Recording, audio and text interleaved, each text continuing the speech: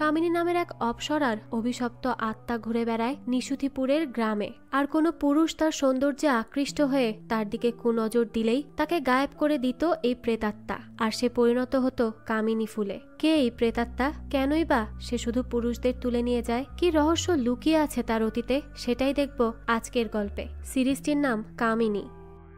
গল্পের শুরুতেই দেখা যায় একজন সাংবাদিক বলে, আচ্ছা, এই যে নিশুতিপুরের পুরুষরা হারিয়ে যায় তা এই ব্যাপারে বারবারই একটা নাম উঠে আসছে, এবং সেটা হচ্ছে কামিনী। কিন্তু এই কামিনীর কি আদৌ কোনো অস্তিত্ব আছে, নাকি এই পুরোটাই বানানো আর মন গড়া গল্প? তো এই গ্রামের লোকেদের কাছ থেকে আবার এক একজনের কাছে এক এক রকম ব্যাখ্যা পাওয়া যায় কামিনীর বিষয়ে। কেউ কেউ তো বলে কামিনীর 3টা চোখ আর সে দেখতে প্রচন্ড ভয়ঙ্কর। আবার বাচ্চারা বলে কামিনী নাকি ভিডিও গেমও খেলে। আরো অনেক অদ্ভুত অদ্ভুত বিবরণ কামিনীর ব্যাপারে গ্রামের লোকেরা দেয়। অন্যদিকে আমরা একটা ডিটেকটিভ অফিস দেখি, যেখানে সাম্য নামের একজন আর সাম্যর ফ্রেন্ড, এরা দুজন মিলেই এই অফিসটা চালায়। তাদের কাজই হচ্ছে এসব গোয়েন্দাগিরি করে বেড়ানো। তারা দুজন মিলেই এই ডিটেকটিভ এজেন্সিটা শুরু করেছিল, কিন্তু তারা কোনো ক্লায়েন্টই পায় না। আর এদিকে এই অফিসের ভাড়াও অনেক জমে গেছে। এর ভাড়া তারা যে কিভাবে দিবে সেই নিয়েই টেনশনে পড়ে যায়।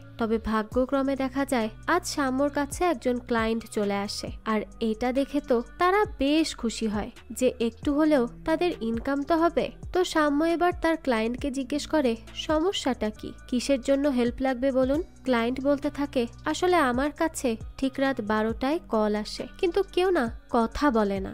এইভাবে বেশ অনেক দিন কল আসতে থাকে, কিন্তু কারোরই কথা শোনা যেত না। তবে হঠাৎ করেই একদিন একজন মেয়ের আওয়াজ পাওয়া যায়, আর সে আমাকে বলে আই লাভ ইউ। কিন্তু এই মেয়েটা যে কে তা আমি কোনোভাবেই বের করতে পারছি না। তাই আমি চাই আপনারা ওই মেয়েকে খুঁজে বের করুন, কারণ জীবনের প্রথম আমাকে কোনো মেয়ে আই লাভ ইউ বলেছে, তাও নিজে থেকে। এ কারণেই আমি মেয়েটাকে খুঁজে পেতে চাইছি। তো তখন সাম্য আর তার ফ্রেন্ড তো বেশ সিরিয়াস মুড নিয়ে কেসের কাহিনী শুনতে বসেছিল। কিন্তু এই সব কথা শোনার পর সাম্যর ফ্রেন্ড খুব রেগে যায়, আর ওই ক্লায়েন্টের কলার ধরে বলে, আরে শয়তান, তোর কি মনে হচ্ছে আমরা এইসব ফালতু জিনিস খোঁজার জন্য ডিটেকটিভ হয়েছি? আমাদের কি খেয়ে দেয়ে আর কোনো কাজ নেই? এখন বসে বসে তোর প্রেমিকাকে খুঁজবো? তোকে তো আজ আমি মেরেই ফেলবো, খামোখা আমাদের সময় নষ্ট। তো সাম্য তারপর তাকে কোনো মতে সামলায় আর ওই ক্লায়েন্টকে সেখান থেকে যেতে বলে। বেচারাদের তো মুডটাই নষ্ট হয়ে যায়। এতদিন পর একজন ক্লায়েন্ট পেল, তাও এরকম উল্টো পাল্টা। যাই হোক, তো একটু পরই দেখা যায় এখানে বাড়ির মালিক চলে আসে, আর সে সাম্যদেরকে বেশ মারধর করে, কারণ তারা তো এখন পর্যন্ত ভাড়াই দিতে পারেনি ঠিক মতো। তবে তখনই সেখানে স্পোর্টস মিনিস্টার এসে বলে, ডিটেকটিভ এজেন্সিটা কি এখানে? তো স্পোর্টস মিনিস্টারকে দেখে তো বাড়ির মালিক এবার তাদেরকে আবারও ভেতরে যেতে বলে। তো এরপর স্পোর্টস মিনিস্টার সাম্যকে এক বান্ডিল টাকা দেয় আর বলতে থাকে, খুঁজে নিয়ে আসতে পারলে আরো পাবে, টাকা নিয়ে কোনো চিন্তা নেই। তো এইসব শুনে সাম্য বলে, কেসটা আসলে কি, মানে কাকে খুঁজতে হবে? তখন স্পোর্টস মিনিস্টার বলে, আমার ছেলেকে, তাকে খুঁজে পাওয়া যাচ্ছে না, হুট করেই হাওয়া হয়ে গেছে। তাই তাকে যদি কোনোভাবে খুঁজে আনতে পারো তাহলে তোমাদেরকে আমি টাকা দিয়ে ভরিয়ে দিব। যাই হোক, তো এরপর স্পোর্টস মিনিস্টারের ছেলে রৌদ্র সে কিভাবে হারিয়েছে সেটা বলতে থাকে তার ফ্রেন্ড, যেই রাতে সে তার সাথেই ছিল। তো তার ফ্রেন্ড বলতে থাকে, রৌদ্র আর আমি বেশ ড্রিঙ্ক করে বাড়ি ফিরছিলাম, তখনই হঠাৎ রৌদ্র একটা মেয়েকে দেখে। সে একা একা এই রাতের বেলা রাস্তায় দাঁড়িয়ে আছে। এটা দেখে রৌদ্র ওই মেয়েটার কাছে যেতে নেয়, কিন্তু আমি রৌদ্রকে অনেক মানা করি যে তার কাছে যাওয়ার কোনো দরকার নেই, কিন্তু সে তো কোনো কথাই শোনে না, আর ওই মেয়েটার কাছে চলে যায় সময় কাটাতে। কিন্তু এরপর কেটে যায় 3 ঘন্টা। তখনও যখন দেখি যে রৌদ্র ফিরে আসছে না, সেই সময় আমার টেনশন হতে থাকে। তাই আমি তাকে এবার খুঁজতে গাড়ি থেকে বাইরে আসি, কিন্তু তাকে আর কোথাও খুঁজে পাই না। সে কেমন হাওয়া হয়ে গিয়েছিল। তবে হ্যাঁ, সেখানে পড়েছিল কামিনী ফুল। তখন স্পোর্টস মিনিস্টারও বলতে থাকে, বুঝলেন তো, কি করতে গিয়ে হারিয়েই গেছে। যাই হোক, এরপর সাম্যকে সে বলে, আপনাকে আমি 15 দিন সময় দিচ্ছি, এর মধ্যেই তাকে খুঁজে নিয়ে আসুন, কারণ সামনে আসছে ইলেকশন, তাই মানুষজন জেনে যাবে, এইরকম কিচ্ছু করাই যাবে না, ব্যাপারটা যেন কেউ জানতে না পারে।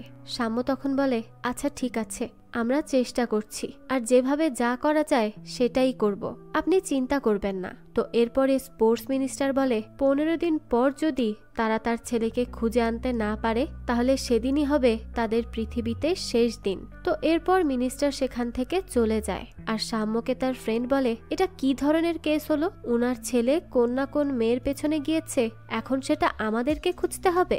অদ্ভুত কথা সব। সাম্য তখন বলে, শান্ত হয়ে শোন, আমাদের এই মুহূর্তেই টাকাটা লাগবে, বাড়ি ভাড়াও দিতে পারছি না, বুঝতে পারছিস?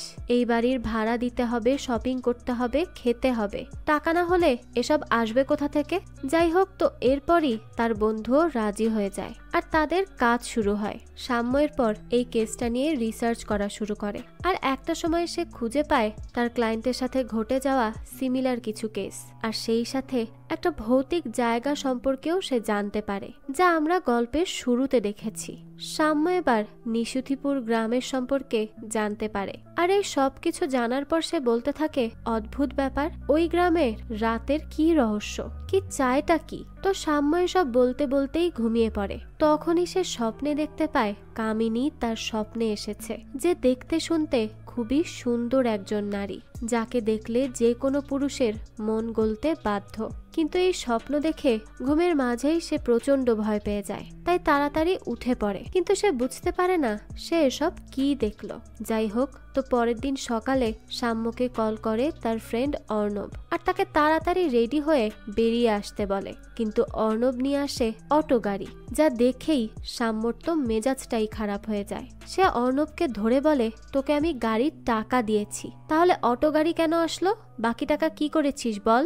অর্ণবের পর তার হাতে পায়ে ধরে মাফ চায়, আর তাকে তাড়াতাড়ি আসতে বলে, না হলে তো নিশুতিপুরের ট্রেন চলে যাবে, আর তাদের কাছে তো সময়ও কম, মাত্র 15 দিন। তাই যা করার তাদের দ্রুতই করতে হবে, না হলে তো তাদের জীবন নিয়েই টানাটানি বেঁধে যাবে।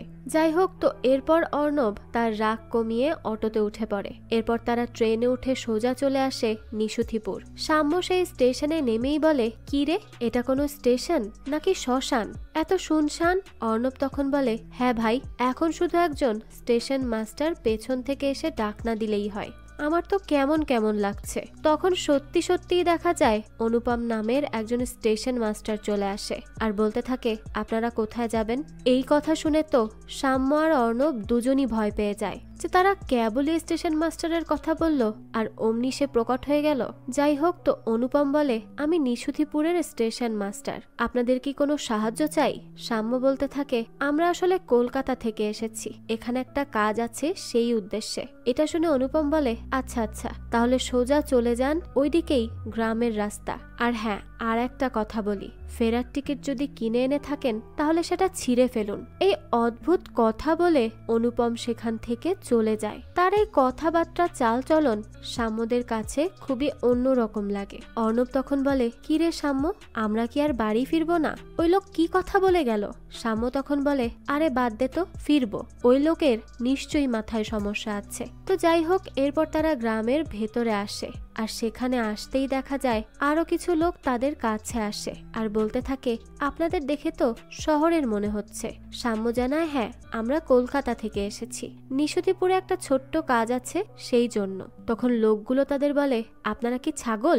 এই ভাদ্র মাসেই গ্রামে এসেছেন, এখানে কামিনীর উপদ্রবে আমরা সবাই অতিষ্ঠ ভাই, তার মধ্যে আবার আপনারা চলে আসলেন। কামিনী কিন্তু কোনো ছেলে পুরুষ কাউকে ছাড়ে না, তাই এখনই সাবধান হয়ে যান। আর বলে দিচ্ছি, সন্ধ্যা হয়ে আসার আগেই কোনো বাড়িতে চলে যান, এখানে সন্ধ্যার পর বাইরে থাকা মোটেও নিরাপদ নয়। এইসব কথা বলেই তারা সেখান থেকে পালিয়ে যায়। সাম্য তখন বলে, আমার কাছে মনে হচ্ছে এখানে যতটা সহজে সব দেখা যায় ততটা সহজ সবকিছু নয়। এই কামিনীর গল্পটা কিন্তু আমার কাছে একটা গল্পই লাগে, মনে হয় যেন কামিনীর গল্পের আড়ালে অন্য কোনো রহস্য লুকিয়ে আছে। কিছু তো একটা আছে যা কামিনীর নামে ঢেকে আছে। তো এরপর দেখা যায় অর্ণব ভয়ের চোটে আবারও চলে আসে ওই স্টেশন মাস্টার অনুপমের কাছে। অনুপমকে এসেই সে বলে, আমাদেরকে টিকিট দাও তো, আমরা ফিরে যাব। অনুপম বলে, নেই, কাল দুপুরে ফেরার ট্রেন, তার আগে কোনো টিকিট নেই। অর্ণবের তো ভয়ে অবস্থাই খারাপ হয়ে যায়। সে ভাবতে থাকে, কামিনী বুঝি তাকে এখনই এসে মেরে দিবে। স্টেশন মাস্টার অনুপম তখন বলে, আরে কামিনীকে কেউ দেখলাম না, আমি তাই ভয়ও পাই না। অর্ণব বলে, আপনি কি ছেলে নন যে আপনাকে এখনো তুলে নিল না? সাম্য তখন এদের দুইজনকে থামিয়ে দেয় আর বলতে থাকে, তোমরা একটু থামো তো, আর আজ রাত আমাদেরকে এখানেই থাকতে দিন ভাই, একটু দয়া করুন। অনুপম তখন বলে, ঠিক আছে, সমস্যা নেই, তো থাকুন এখানে। তো রাতে হঠাৎ করেই দেখা যায় অনুপম তার ঘর থেকে নাই হয়ে যায়, আর তার জায়গায় পড়ে থাকে কিছু কামিনী ফুল। তো এরপরই অর্ণব আর সাম্য তাকে খোঁজা শুরু করে যে লোকটা গেল কোথায়। তো সেখানে একটা গাছের আড়ালে দাঁড়িয়ে কামিনী সাম্যকে দেখে বলে, আমি জানতাম তুমি আসবে রাজাবাবু, একদিন তুমি ঠিকই আসবে, তোমাকে যে আসতেই হতো। যেই খেলাটা তুমি শুরু করেছিলে সেটা আমি এবার শেষ করব। তো এখানে একটা রহস্য থেকেই যায় যে সে সাম্যকে রাজাবাবু কেন বলল, আর কামিনী সাম্যকে চিনেই বা কিভাবে। এই সব উত্তর আমরা সামনেই ধীরে ধীরে পেয়ে যাব। যাই হোক, এরপর দেখা যায় পরের দিন সকালে সাম্য আর অর্ণবকে ডেকে তোলে বিজলি নামের একটা মেয়ে। আর বিজলি বারবার এসে স্টেশন মাস্টারের কথাই জিজ্ঞেস করছিল তাদের যে লোকটা গেল কোথায়। তখনই সাম্য বলে, আসলে আমরা হঠাৎই স্টেশন মাস্টারের চিৎকার শুনে ভেতরে চলে আসি, কিন্তু এসেই দেখি উনি নেই, কিন্তু তার জায়গায় পড়ে আছে কিছু কামিনী ফুল। এটা শুনে বিজলি বলে, আমি ছাড়বো না তাকে। এই বলে বিজলি সেখান থেকে চলে যায়। তখন সাম্য ভয় পেয়ে বলে, এই ভাই, হয়তো সে আমাদেরকেই ছাড়বে না, এই কথা হয়তো বলেছে, আর এখন গিয়েছে গ্রামের লোকদেরকে ডেকে আনতে। এখন আমাদের কি হবে বল, সে তো আমাদেরকেই ভুল বুঝছে। অর্ণব তখন বলে, তো এখন আমরা কি করব?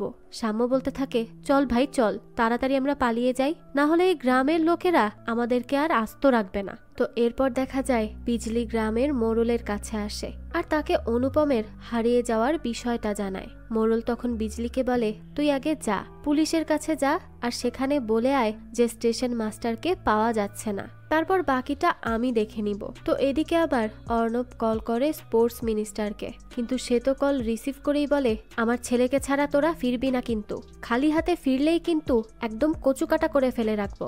এসব শুনে তো বেচারাদের অবস্থাই খারাপ হয়ে যায়। তো কিছুক্ষণ পরই পুলিশ আসে রেল স্টেশনে, আর ঘটনাস্থলে গিয়ে দেখে সেখানে শুধুমাত্র কামিনী ফুল পড়ে আছে। আর তখন যেহেতু সেখানে সাম্য আর অর্ণব ছিল, তাই পুলিশ এবার তাদেরকেই থানায় নিয়ে যায় তাদেরকে কিছু জিজ্ঞাসাবাদ করার জন্য। তবে এরপর তাদেরকে মোড়ল ছাড়িয়ে আনে। সাম্য তখন মোড়লকে ধন্যবাদ জানায় তাদেরকে এভাবে হেল্প করার জন্য। মোড়ল বলে, আরে কোনো ব্যাপার না, আমি তো এই গ্রামের মোড়ল, আমার কাজই হলো সবার খেয়াল রাখা, আর আপনারা তো আমাদের গ্রামের অতিথি, তাই আপনাদেরকে কি অসুবিধায় ফেলতে পারি বলুন? তবে আমার মনে হচ্ছে আপনারা পুলিশ স্টেশনে কিছু লুকিয়ে রাখছিলেন। আচ্ছা বলুন তো, কেন এই গ্রামে এসেছেন? অর্ণব বলে, দেখুন আমার খুব খিদে পেয়েছে, তাই আগে খেয়ে নেই। তো মোড়ল তাদেরকে একটা চায়ের দোকানে নিয়ে আসে। পরে সাম্য বলে, আমরা আপনার কাছে কিছু লুকিয়ে রাখতে চাই না। আসলে কিছুদিন আগে আমাদেরই একজন বন্ধু উধাও হয়ে গিয়েছে এই হাইওয়ের দিকে, আর সেখানে এরকম ভাবেই পাওয়া যায় কামিনী ফুলের গুচ্ছ। একেবারে স্টেশন মাস্টারের মতোই কাহিনী হয়েছে তার সাথে। তারপর থেকে তাকে আর পাওয়াই যাচ্ছে না, তার খোঁজেই এখানে আসা। এসব শুনে মোড়ল বলে, সর্বনাশ, তাহলে তো আপনার বন্ধু কামিনীর খপ্পরে পড়েছে। সাম্য বলতে থাকে, কিছু মনে করবেন না, কিন্তু আমার কাছে না এই কামিনীর ব্যাপারটা একেবারেই ভুয়া লাগে। আমার মনে হয় এর পেছনেও আর একটা রহস্য লুকিয়ে আছে। তখন মোড়ল তাকে বলতে থাকে, সাম্যবাবু, আপনি জানেন না দেখেই এরকম কথা বলছেন, আপনি জানেন না এই কামিনী কতটা ভয়ঙ্কর। অর্ণব বলে, দেখেছিস, আমি বলেছি না কামিনী রাক্ষসী সত্যি সত্যিই আছে, তুই তো বিশ্বাসই করছিলি না। তখন মোড়ল বলে, হ্যাঁ আছেই তো, তবে আজকের পর থেকে আর থাকবে না, কারণ হিমালয় থেকে তার বিপদ নেমে আসছে।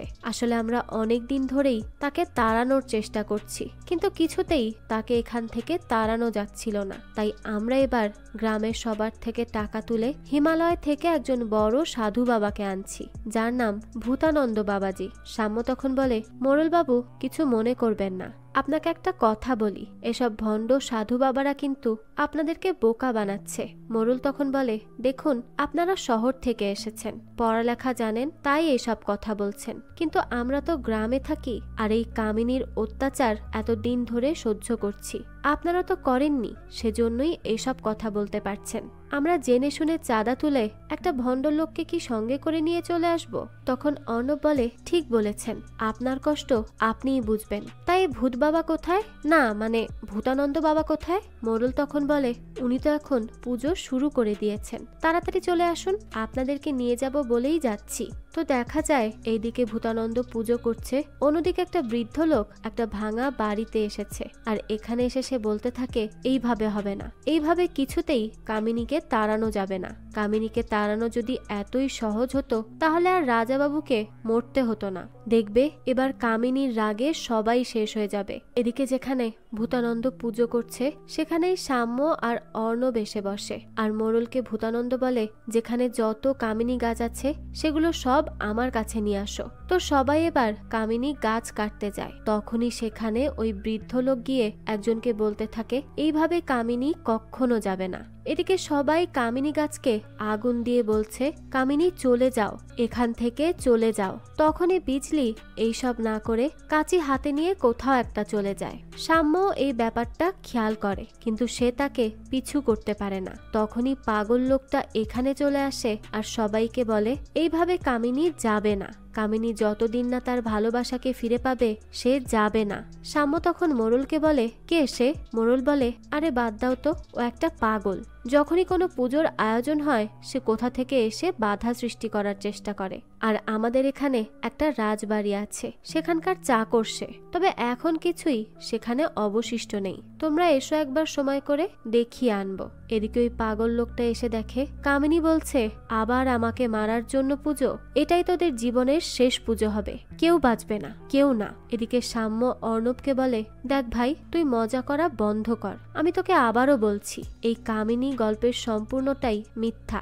এখানে যে রিউমারটা ছড়িয়ে পড়ছে এর পেছনেই আছে আসল কাহিনী, আর সেটা খুব একটা সুবিধার হবে বলে আমার মনে হচ্ছে না। আর এই রাজবাড়ির সাথেও আমার মনে হচ্ছে কামিনীর ব্যাপারটার লিঙ্ক আছে। তো তারা কথা বলছিল, তখনই দেখা যায় মোড়ল এসে তাদেরকে নিয়ে যায় পুজো শেষে তিলক দিতে। তখন ভূতানন্দ বলে, আজ রাত আমরা গ্রাম পাহারা দিব, তবে কাল সকাল হতেই কামিনী চলে যাবে, আর তার সাথে এই গ্রামের উপর থেকে অভিশাপও কেটে যাবে, এবং যারা যারা নিখোঁজ হয়েছে সবাই আবারও ফিরে আসবে। তো রাতের বেলা দেখা যায় মোড়ল সবাইকে ডেকে বলে, আজ আমরা এমন এক সন্ধ্যায় উপস্থিত হয়েছি যে আজকের পর আমাদের গ্রাম কামিনী নামক অভিশাপ থেকে মুক্ত হবে। তাহলে এখন কথা হচ্ছে যে এতদিন আমরা এই কামিনীর অত্যাচার কেন সহ্য করলাম? তখন মোড়ল বলে, আমাদের মধ্যে থাকা কামনার জন্য। তাই আমি বলবো সব ভাই, বাবা আর দাদাদের মন থেকে এইসব দূর করতে হবে। আমাদের মনকে শুদ্ধ করে রাখতে পারলে তবেই কামিনীর থেকে আমরা রেহাই পাবো।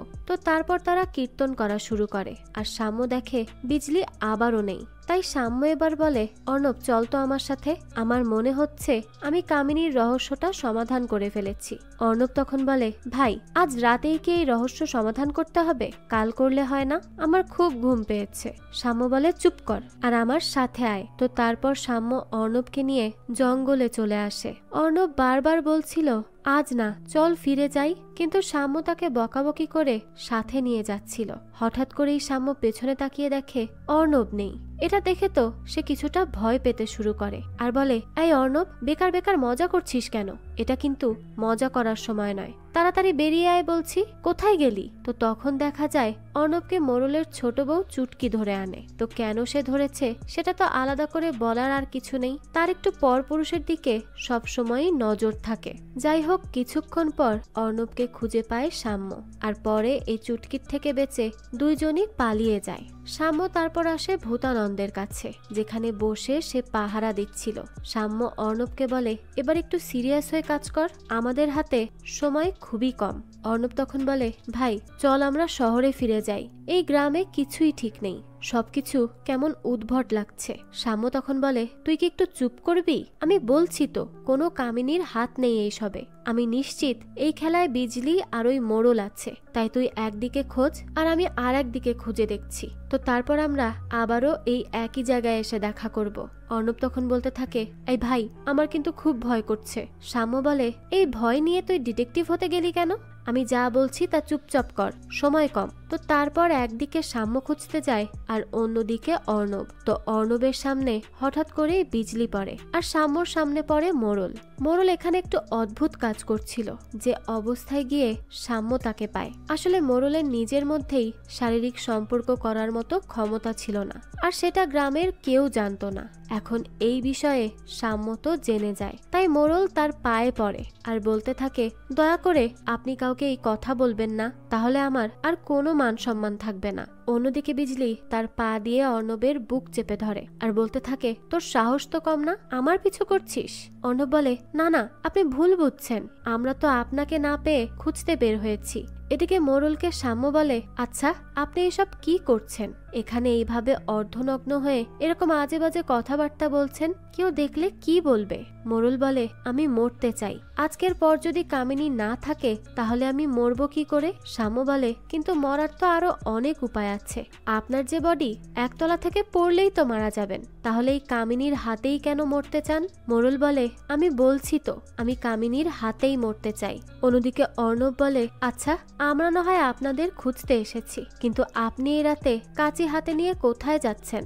বিজলি উত্তর দেয়, আমিও রোজ রাতে বের হই, আমি কামিনীকে মারতে চাই। এটা শুনে অর্ণব বলে, ও তাহলে তো আমরা এক টিমেরই মানুষ, চলুন তাহলে একসাথে খুঁজি। তো তারপর দেখা যায় বিজলি আর অর্ণব মশাল নিয়ে চলে যায় কামিনীকে খুঁজতে। এদিকে সাম্য মোড়লকে বলে, দেখুন আপনি আমাকে বলুন সমস্যাটা কি? মোড়ল বলে, আমি মোড়ল হতে পারি, কিন্তু আমার খুব দুঃখ, আমার অনেক কষ্ট সাম্যর কাছে। তারপর তার বউদের নিয়ে যে অশান্তি সেই নিয়ে এসে বলে, আর তাই সে কামিনীর সাথে সম্পর্ক করে তারপর মরতে চায়, যাতে করে তাকে কেউ আর অপমান না করতে পারে। এদিকে অর্ণবকে বিজলি বলে, এক রাতে আমি আর আমার স্বামী আমাদের বাড়িতে লাগা আগুন নেভানোর কাজ করছিলাম, তখন হঠাৎ করে আমার চোখের সামনে থেকে আমার স্বামীকে নিয়ে চলে যায় কামিনী, আর পড়ে থাকে কিছু কামিনী ফুল। তবে থেকেই বছরের এই রাতে আমি বের হই ওই রাক্ষসীকে খুঁজতে। তো এখানে তো বোঝা গেল সাম্য যে সন্দেহ করেছে মোড়ল আর বিজলিকে, এটা ভুল সন্দেহ ছিল, তারা তো এসবের মধ্যে জড়িত নয়। সাম্য তখন মোড়লকে বলে, আপনি অনেক ভালো মানুষ, আর আপনার এই ছোট বউ চুটকি আপনাকে পাওয়ার যোগ্যই না, তাহলে তার জন্য আপনি মরবেন কেন? যে আপনাকে ভালোবাসে না তার জন্য মরে কি লাভ? মোড়ল তখন বলে, হ্যাঁ ঠিক বলেছ, আমি কেন মরবো? তার জন্য আমি আমার বড় বউকে কত কষ্ট দিয়েছি, আমি বাড়ি ফিরেই তাকে বিদায় করব। তখনই পূজার স্থান থেকে হঠাৎ করেই চিৎকার শোনা যায়। সবাই দ্রুত সেখানে এসে দেখে কিছু কামিনী ফুল পড়ে আছে, কিন্তু সেই সাধু বাবাই নেই। মোড়ল তখন কান্না করতে শুরু করে আর বলতে থাকে যে তাদের শেষ আশাটাও আর থাকলো না। তবে সাম্য একটু চিন্তায় পড়ে এখন, যে এই কাজ কে করলো, এর পেছনে আসল কারণ কি হতে পারে। বিজলি তখন বলে, কাউকে মনে হলো আমার পেছন দিক দিয়ে গেল। এটা শুনেই তো অর্ণব ভয় পেয়ে যায় আর বলতে থাকে, ভাই চল প্লিজ, আমরা এখান থেকে চলে যাই, আমি মিনিস্টারের টাকা কিডনি বিক্রি করে ফেরত দিব, তাও আমি এখানে থাকতে চাই না। বিজলি তখন বলে, এখানে থাকতে চান না মানে? এই আপনারা কারা বলুন তো, আর এখানে কি করতে এসেছেন? আমার প্রথম দিন থেকেই সন্দেহটা হচ্ছিল।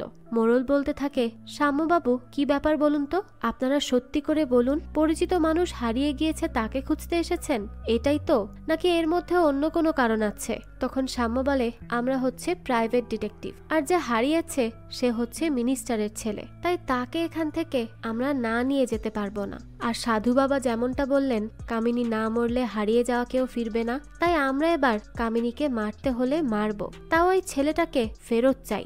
বিজলি বলে, আপনারাও কামিনীকে মারতে চান?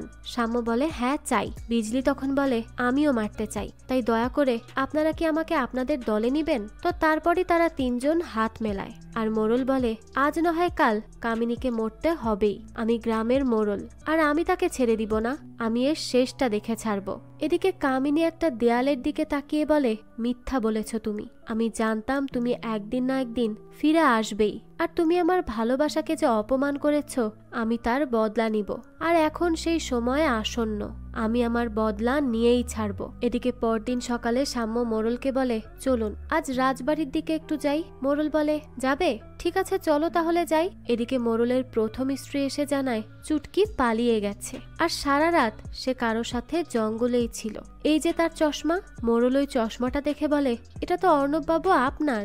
এবার তো অর্ণব ফেঁসে যায়। সে কি বলবে না বলবে কিছুই বুঝতে পারে না, কারণ মোড়লের ছোট বউ তো তাকে একবার জঙ্গলে টেনে নিয়ে গিয়েছিল। তখন সাম্য তো ব্যাপারটা বুঝে যায়, তাই সে তার বন্ধুকে মোড়লের হাত থেকে বাঁচাতে বলে, আসলে মোড়ল বাবু এটা কুকুর নিয়ে গিয়েছিল রাতের বেলা, আর হয়তো জঙ্গলে পড়েছিল, তাই সেখান থেকে পেয়েছেন। তো এখন এসব বাদ দিন, আগে চলুন আমরা আমাদের কাজটা করি। তো তখনই সেখানে কিছু মানুষের চেঁচামেচি শুনে মোড়ল সহ বাকিরা আসে, আর এসেই দেখে ওখানে একজন তার ছেলেকে হসপিটালে নিয়ে যেতে চায় তার অপারেশন করতে। আর কিসের অপারেশন সেটা জানতে চাইলে সে জানায় যে তার ছেলে যেন আর কোনো মেয়ের সাথে সম্পর্কে যেতে না পারে, সেজন্যই সে অপারেশন করাতে চায়, যাতে সে ভুল করে হলেও কামিনীর খপ্পরে না পড়ে। যাই হোক, তখন অর্ণব এসে বলে, এই ছেলেকে ছেড়ে দিন, এই যে সাম্যবাবু এসেছেন কামিনীকে একেবারে দূর করতে, তাই উনি না বলা পর্যন্ত আপনারা কিছুই করবেন না।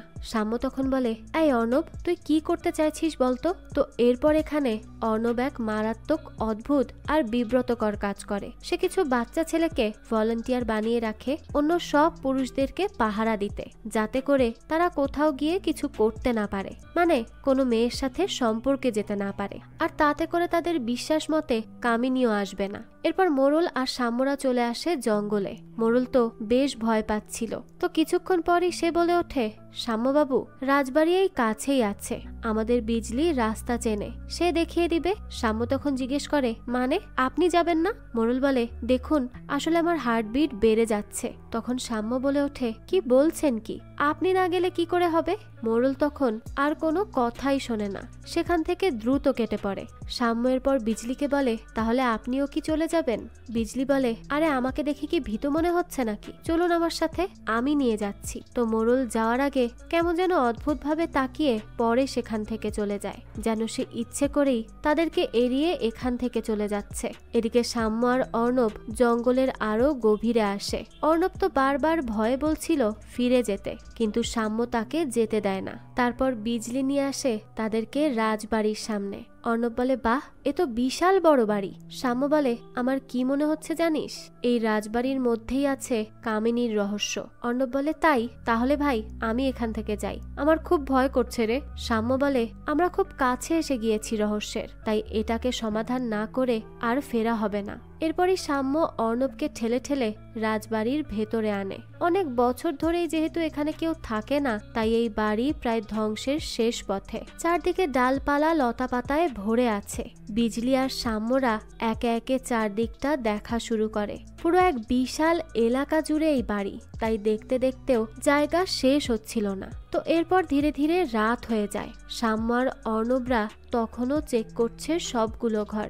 ওই সময় হঠাৎ সেখানে সেই বৃদ্ধ পাগল লোকটা আসে। তখনই সাম্য আর অর্ণব ভয় পেয়ে বলতে থাকে, আমরা কিচ্ছু করিনি। বৃদ্ধ লোকটা তখন সাম্যকে দেখে বলে, রাজাবাবু আপনি ফিরে এসেছেন, তাহলে আমার আজ মুক্তি হয়ে গেল, আর আমাকে পথ চেয়ে বসে থাকতে হবে না। অর্ণব তখন বলে, কি রে, তাহলে তুই সেই রাজা? সাম্য বলে, কি সব বলছিস, আমি কি করে রাজা হব, আর আপনি কিভাবে বলছেন আমি রাজা বাবু? এদিকে সাম্যর গার্লফ্রেন্ড একটা লাইব্রেরিতে আসে ইতিহাসে জমিদার আর রাজাদের ব্যাপারে জানতে। তখন সে নিশুতিপুরের জমিদার রাজা উদয়ের ব্যাপারে দেখে, আর সেখানে রাজার ছবির দিকে তাকিয়ে তো সে পুরোপুরি শকড, কারণ সেটা তো হুবহু সাম্যর ফেসের সাথে মিলে গিয়েছিল। এদিকে সাম্য শকড হয়ে আছে বৃদ্ধর কাছে এই সব কথা শুনে। বৃদ্ধ বলে, আমি জানি আপনি সেই রাজা উদয় নারায়ণ চৌধুরী, আর আমার আপনাকে চিনতে কোনো ভুল হয়নি, হতেই পারে না। আর আপনি আমার কথা বিশ্বাস না করলে আসুন আমার সাথে, আমি আপনাকে দেখাচ্ছি। এদিকে সাম্যর গার্লফ্রেন্ড সাম্যকে আর অর্ণবকে কল করতে থাকে, কিন্তু তাদের কারো মোবাইলেই কল আসছিল না। অন্যদিকে বৃদ্ধ লোকটি সাম্যদেরকে একটা ঘরে নিয়ে আসে আর বলতে থাকে সেই রাক্ষসী এখন আশেপাশেই আছে। এই কথা শুনে অর্ণব তো ভয় পেয়ে যায়, তাই সে সাম্যকে বলতে থাকে, ভাই প্লিজ চল, আমরা চলে যাই, আমি কিছুতেই আর ভেতরে যাব না, আমি এইভাবে মরতে চাই না ভাই, আমি দরকার পড়লে মিনিস্টারকে বুঝাবো, আর সে না বুঝলে আমরা সেখান থেকে কোথাও পালিয়ে যাব, কিন্তু এইভাবে ডাইনির হাতে মরতে চাই না। প্লিজ ভাই চল। সাম্য বলে, না আমি কোথাও যাচ্ছি না, আমি এর শেষ দেখব, তবেই যাব যেখানে যাওয়ার। আর যদি তোর যাওয়ার ইচ্ছা থাকে তাহলে তুই চলে যা, কিন্তু আমাকে জানতেই হবে এই উদয়নারায়ণ চৌধুরীটাকে। অন্যদিকে কামিনী একটা ঘরে অপেক্ষা করে আর বলতে থাকে, রাজা উদয়নারায়ণ চৌধুরী এসো এসো, আমি কত বছর ধরে তোমার জন্য অপেক্ষা করে আছি, এসো তাড়াতাড়ি এসো, ভেতরে আসো, আমি যে সেই কবে থেকে বসে আছি প্রতিশোধ নিব বলে। এদিকে অর্ণব বলতে থাকে, ভাই তুই তো দেখছিস এই গ্রামে একের পর এক লোক গায়েব হয়ে যাচ্ছে, তার উপরে এই লোক বলছে তুই নাকি রাজা, তারপরও তুই এখানে থাকতে চাস? সাম্য বলে, হ্যাঁ আমি চাই, তোর যদি যেতে হয় তাহলে এখনই চলে যা, আমার তোকে দরকার নেই। এরপর সে বিজলিকে জিজ্ঞেস করে, আপনি যাবেন আমার সাথে? বিজলি বলে, হ্যাঁ আমি যাব। অর্ণব তখন বলে, এই আমি এখান থেকে চলে যাব তুই কি করে ভাবলি? আমি তোকে একা রেখে কোথাও যাব না, তবে প্রোটেকশন হিসেবে আমরা মেয়েদের মতো সেজে যাব, তাহলে কামিনী আমাদের সাথে কিছুই করবে না, চিনতেই পারবে না। তো এরপর সাম্য আর অর্ণব মেয়েদের মতো শাড়ি পরে নেয় আর ভেতরে আসতে থাকে। ওই বৃদ্ধ তখন বলে, রাজা বাবু এদিকে আসুন, সাবধানে, সামনেই সেই নাচঘর যেখানে কামিনী আছে। তো তারপর তারা যখন সিঁড়ি বেয়ে উপরে উঠছিল ওই সময় সেখানে উদয়নারায়ণ চৌধুরীর একটা ছবি দেখতে পায় তারা, যেটা ছিল ঠিক সাম্যর মতোই দেখতে। এটা দেখে তো বিজলি সহ তারা সবাই শকড। বৃদ্ধ বলে, কি বলেছিলাম না আমি? রাজা বাবু আপনি দেখলেন তো সত্যি নাকি মিথ্যা? অর্ণব তখন বলতে থাকে, সাম্য তুই রাজা? সাম্য বলে, চুপ করতো, আমি নিজেই তো কিছু বুঝতে পারছি না। তো সাম্য এই হিসেবই মিলাতে পারছে না, তার সাথে এসব আবার কি হচ্ছে। অন্যদিকে দেখা যায় সাম্যর গার্লফ্রেন্ড শ্রী সাম্যর বাড়িতে চলে আসে আর তার মাকে বলে, কাকিমা সাম্যর সাথে তোমার কথা হয়েছে? সাম্যর মা বলে, হ্যাঁ হয়েছে, সকালে হয়েছে, কিন্তু এখন কল যাচ্ছে না। শ্রী তখন বলে, কাকু আছেন? আমার ওনার সাথে কিছু দরকারি কথা ছিল। তো তারপর সাম্যর মা ভেতরে যায় সাম্যর বাবাকে ডেকে আনতে। তো সাম্যর বাবা আসার পর শ্রী তাকে উদয়নারায়ণের ব্যাপারে জিজ্ঞেস করে, কিন্তু সাম্যর বাবা বলে, এই নামে তো আমাদের কোনো আত্মীয় ছিল বলে আমার মনে হচ্ছে না, আর আমার বাবা তো আমাদেরকে খুব ছোট রেখেই মারা যান, তাই তার কাছে আমাদের আদি পুরুষের ব্যাপারেও কিছু জানা যায়নি। তবে তুমি হঠাৎ করে এইসব জিজ্ঞেস করছো কেন? শ্রী তখন বলে, আচ্ছা আপনার বাবার লেখা কিছু কি আপনার কাছে আছে? সাম্যর বাবা তখন বলে, হ্যাঁ ছিল, তবে সেটা কোড দিয়ে লেখা, যেটা সাম্য উদ্ধার করার চেষ্টা করলেও আজ পর্যন্ত পারেনি। তো শ্রী এরপর সেই ডায়েরিটা দেখে। সে প্রথমে কিছু বুঝতে পারে না এখানে কি লেখা আছে, তবে পরে বুঝতে পারে এগুলো উল্টো করে লেখা, তাই সে আয়না দিয়ে সেগুলো পড়তে শুরু করে। সেখানে সাম্যর দাদা লিখেছে, আমার দায়িত্ব হচ্ছে ইতিহাস ধরে রাখা, তবে আমি চাই না আমার পরিবারের উপর যে অভিশাপ এসেছে তার কেউ জানুক, সেজন্য আমি ইতিহাস এইভাবে লিখছি। আমার বাবা ছিলেন জমিদার উদয়নারায়ণ চৌধুরী, নিশুথিপুরের রাজা। তিনি তার গ্রামের সবাইকে খুব ভালোবাসতেন, তবে উনার আবার শিকার করার খুব শখ ছিল এবং ভালো শিকারীও ছিলেন। একদিন একটা আহ্বান আসলো আমার বাবার কাছে শিকারে যাওয়ার জন্য। তো এরপরই দৃশ্য চলে যায় রাজা উদয়নারায়ণ চৌধুরীর কাছে, যেখানে দেখা যায় একজন এসে উদয়নারায়ণকে সেই চিঠিটা দিয়ে বলে, রাজামশাই আপনার জন্য একটা পত্র এসেছে। উদয়নারায়ণ সেটা পড়ে খুব খুশি হয় আর বলে, আমি যাব, বালুরঘাট যাব আমি। শুভতুষ পত্র লিখেছে, আতরি নদীর তীরে পাখির মেলা বসেছে, তাই শিকার করতে সেখানে আমি যাবই, তাই যাও তাড়াতাড়ি ঘোড়া বের করো, আমি এখনই যাব। তো এরপরই দেখা যায় উদয়নারায়ণ বালুরঘাট আসে আর সেখানে প্রথমে খাবার খেতে বসে তার মিত্র শুভতুষের সাথে। তো শুভতুষ বলে, তাড়াতাড়ি রেডি হয়ে যেও, আমরা সকাল সকালই বেরিয়ে যাব, তাহলে বেশি পাখি পাবো। তো রাজা উদয়নারায়ণ চৌধুরী বলে, আজ যেহেতু পূর্ণিমা আছে, সুন্দর বাতাসও হচ্ছে, তাহলে চলো না একটু নদীর তীরে হেঁটে আসি। শুভতুষ বলে, না না, ওখানে যাওয়া যাবে না, কারণ এই রকম পূর্ণিমার রাতেই স্বর্গের অপ্সরারা এই নদীর মধ্যে স্নান করতে আসে, তারপর তারা সেখানে মাছ ভাজা আর ভাত খায়, আর তাদের স্নান দেখা মানুষদের জন্য নিষিদ্ধ। এসব শুনে উদয় বলে, কি যে বলছো, এইসব তো আজগুবি গল্প ছাড়া আর কিছুই না। শুভতুষ বলে, আমি তো মানি কিছু একটা আছেই। তখন উদয় মজা করে বলে, আর যদি থেকেও থাকে তাহলে কে বলতে পারে সেই স্বর্গের অপ্সরা আমার প্রেমে পড়ে গেল। তো এইসব পড়ে শ্রী বলে, তার মানে এই সব কিছু সত্যি। দৃশ্য আবারও চলে যায় রাজা উদয় নারায়ণের কাছে, যেখানে দেখা যায় সে নদীর তীরে ছিল। তখনই তাকে পেছন থেকে এসে কামিনী ডাকে। তখন উদয় জিজ্ঞেস করে, কে আপনি? সে জানায়, আমি কামিনী। দৃশ্য আসে বর্তমানে, যেখানে এই কাহিনীগুলো বৃদ্ধ তাদের বলছিল। তখন অর্ণব বলে, তারপর লোভে পাপ, আর বিজলি বলে পাপে অভিশাপ।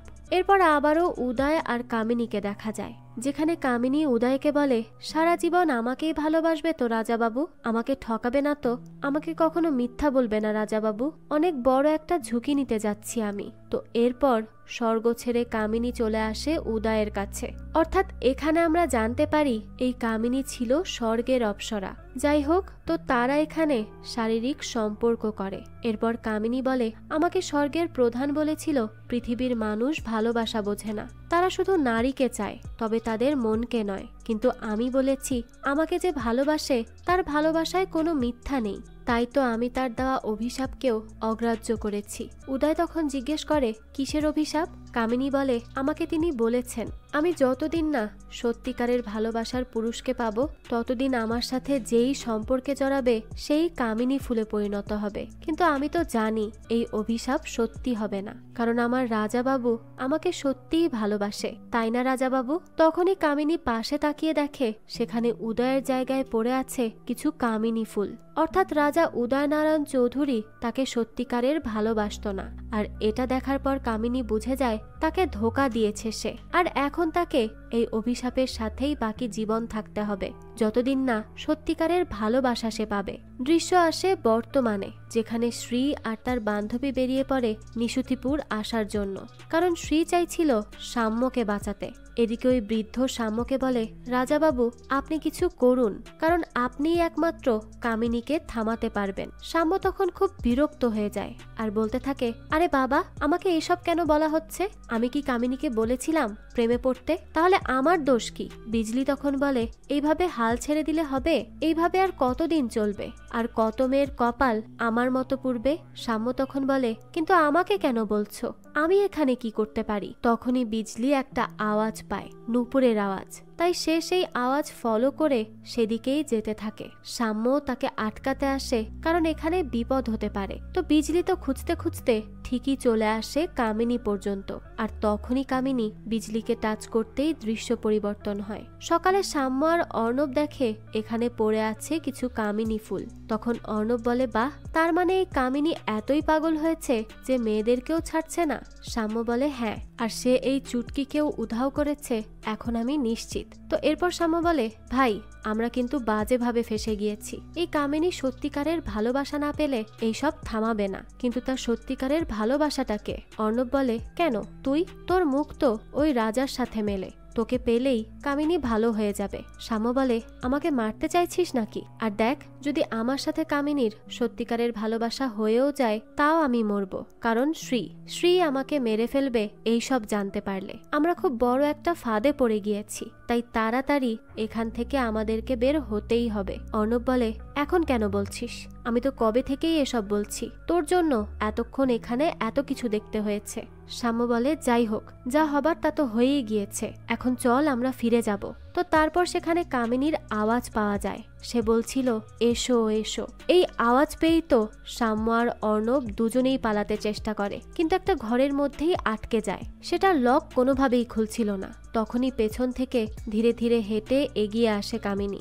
অর্ণব আর সাম্য জীবনের প্রথম দেখে কামিনীকে। তখন সাম্য যাকে এতদিন আজগুবি গল্প বলছিল, তাকে সশরীরে সামনে দেখে তো একেবারেই শকড হয়ে দাঁড়িয়ে থাকে। আর অর্ণবের অবস্থা তো আরো খারাপ। সে ভয়ে যেভাবে বড় বড় চোখ করে তাকিয়েছিল, যে কামিনী প্রথমেই তাকে দেখে সাম্যকে জিজ্ঞেস করে, এইটা আবার কে রাজাবাবু?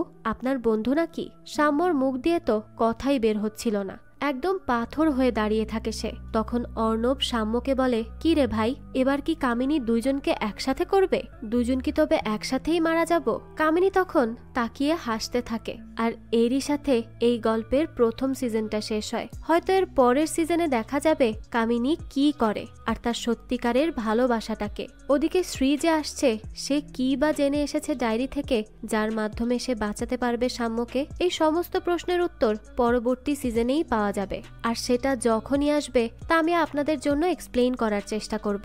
তো এই তো ছিল আজকের গল্প। এই গল্পটা আপনাদের কাছে কেমন লেগেছে সেটা অবশ্যই আমাদেরকে কমেন্ট করে জানাবেন। যদি এতটুকুও ভালো লেগে থাকে তাহলে একটি লাইক দিয়ে যাবেন। আর হ্যাঁ, আমাদের এই চ্যানেলে কিন্তু প্রতিনিয়তই নতুন নতুন ভিডিও আপলোড করা হয়। সেই সব ভিডিওর আপডেট পেতে আমাদের চ্যানেলটিকে সাবস্ক্রাইব করে বেল আইকনে অল দিয়ে রাখতে কিন্তু ভুলবেন না। আর এই সম্পূর্ণ সিরিজটি আমাদের টেলিগ্রাম চ্যানেলে আপলোড দেওয়া আছে। সিরিজটি দেখতে চাইলে কমেন্ট বক্সে দেওয়া লিঙ্ক থেকে জয়েন করে নিন আমাদের টেলিগ্রাম চ্যানেলে। আজকে তাহলে এই পর্যন্তই, আবারও হাজির হব নতুন কোনো ভিডিও নিয়ে। সেই পর্যন্ত সবাই ভালো থাকবেন আর আমাদের চ্যানেলের সাথেই থাকবেন। ধন্যবাদ।